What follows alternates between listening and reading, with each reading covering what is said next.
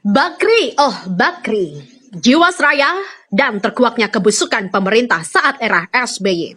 Tersangka baru dalam perkara dugaan tindak pidana korupsi penyalahgunaan keuangan di PT Asuransi Jiwasraya.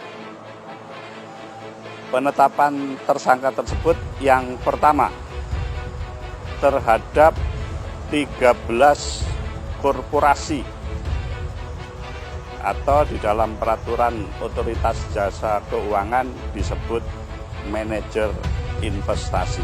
Kita akan meminta aparat penegak hukum melakukan penanganannya sesuai dengan peraturan perundang-undangan, dan tentu dalam hal ini semua data yang diperoleh dan dilakukan untuk penegakan hukum akan kami sampaikan kepada mulai dari kepolisian, kejaksaan, dan bahkan KPK tadi dimintakan. Jadi kita juga akan bekerja sama supaya ini juga memberikan signal yang jelas dan tegas bahwa pemerintah dan DPR akan bersama-sama untuk tidak melindungi mereka yang melakukan kejahatan. Kami dapat konstruksi hukumnya sudah dibuat dan kemudian tersangkanya sudah ditetapkan, dan kemudian dari situ kemudian kami lihat kira-kira bagaimana, dan kami dukung konstruksi hukumnya. Oke, kami lihat, dan kemudian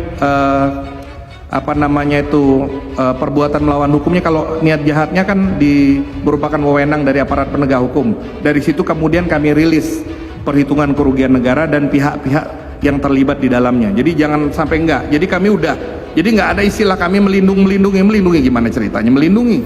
Dan tolong maaf, di sini kami Kementerian BUMN dan seluruh direksi Komisaris Jiwasraya, kita berbuat yang terbaik mencari solusi. Yang ini sebenarnya sudah menjadi problem jauh sebelum kami memimpin. Kita ini bukan bagian yang korupsi. Justru kita memperbaiki bagaimana penipuan-penipuan yang ada di Jiwasraya ini. Kita harus stop.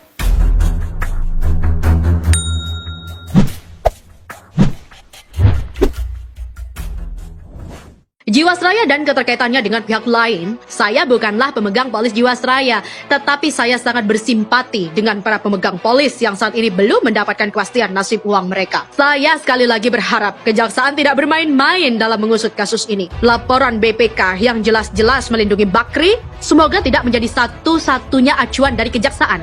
Andai kata kejaksaan hanya mendasarkan pemeriksaan dengan laporan pemeriksaan BPK, maka apa yang diduga oleh sebagian masyarakat bahwa kejaksaan juga sudah bermain mata dengan pihak-pihak tertentu pada kasus ini sangatlah beralasan. Semua pihak yang bersalah dalam kasus ini harus ditindak sesuai dengan hukum yang berlaku. Oknum OJK yang tidak melakukan fungsinya dengan baik, para operator Jiwasraya yang menyalahi ketentuan, para pihak yang terbukti menikmati manisnya uang Jiwasraya, sampai oknum BPK yang melokalisir rentang waktu yang diperiksa untuk menghilangkan keterlibatan Bakri Group dari lingkaran kasus Jiwasraya harus diperiksa. Mari kita mengkonstruksikan keterlibatan Bakri dalam kasus Jiwasraya sesuai dengan berita yang beredar.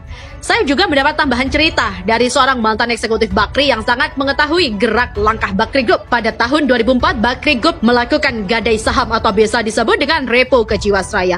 Repurchase Agreement atau repo adalah transaksi penjualan instrumen efek antara dua pihak yang diikuti dengan perjanjian, di mana pada tanggal yang telah ditentukan akan dilaksanakan pembelian kembali atas efek yang sama dengan harga tertentu yang telah disepakati. Mungkin ada yang bertanya, kok Jiwasraya mau menerima repo saham Bakri Group? Faktor utama menurut saya adalah karena saat itu Abu Rizal Bakri adalah Menteri Koordinator Perekonomian pada Kabinet Bersatu pimpinan Presiden Susilo Bambang Yudhoyono dan Yusuf Kala. Seperti juga bagaimana secara mengejutkan Bakri Telepon bisa menenangkan tender SLI pada tahun 2007.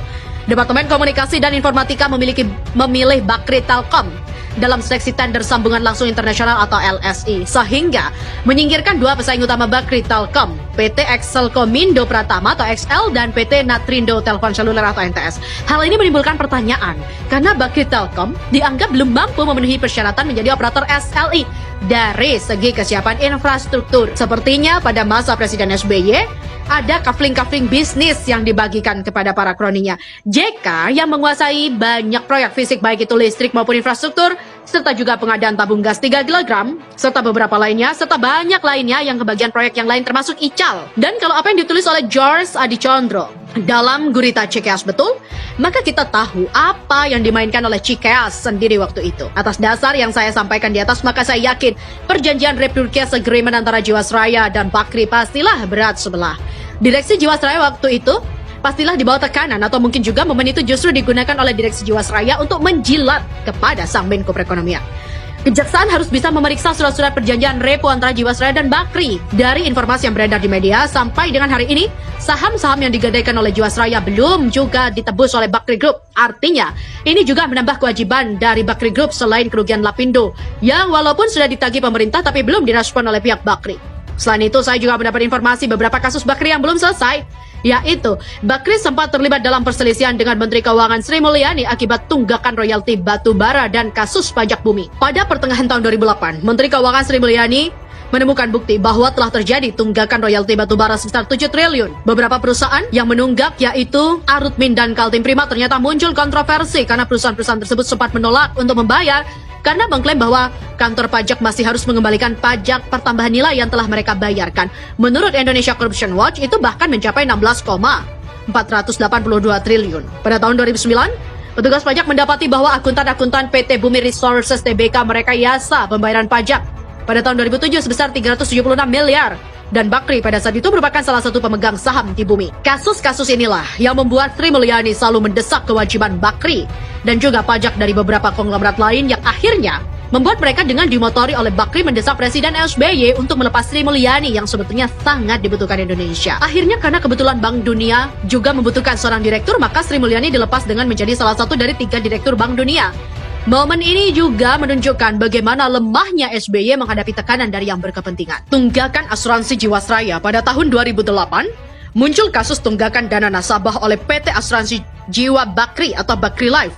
Karena Bakri Life ini mengalami gagal bayar sebesar 360 miliar kepada nasabah Diamond Investa. Hingga tahun 2016 masalah ini masih belum selesai, walaupun utang Bakri Life ke nasabah sudah berkurang menjadi 359 miliar. Aroma kong kali kong untuk melepaskan Bakri dari skandal Jiwasraya masih tercium kuat sampai saat ini. Mulainya saat BPK mempersempit penyelidikan hanya pada periode setelah 2008, padahal ada pernyataan awal BPK sendiri bahwa Jiwasraya sudah merugi sejak 2006. Dan BPK sendiri yang lantas seperti kena amnesia, tiba-tiba hanya berfokus pada periode 2008, seolah lupa dengan pernyataannya soal tahun 2006. Lalu muncul upaya memaksakan skandal Jiwasraya sebagai kejahatan tipikor. Jelas salah sasaran, dan lagi-lagi hanya berfokus pada periode 2008 sampai 2018. Padahal kalau memang mau tuntas, para penegak hukum harus mengusut secara keseluruhan, jangan sepotong-sepotong. Kerugian Jiwasraya itu sudah mulai sebelum 2008. Dengan Bakri sebagai salah satu pembuat kerugian awal terbesar. Jadi upaya mempersempit fokus hanya pada masa 2008-2018 itu jelas-jelas tidak kena sasaran dan sangat mencurigakan, kental dengan aroma kong kali kong. Tapi yang terlihat sekarang seperti kebalikannya kan? Sampai saat ini proses pengusutan di pengadilan hanya berfokus pada masa itu saja. Dan sidang terlihat seperti masih mengejar-ngejar detail-detail kecil-kecil seputaran periode itu.